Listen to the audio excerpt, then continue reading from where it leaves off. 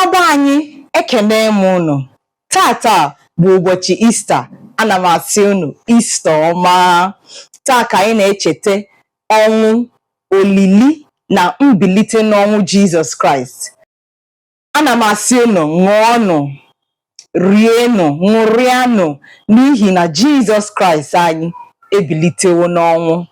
O nyegokwana anyị ndụ ọma na ndụ ọganiru na ihe dị mma dị iche iche.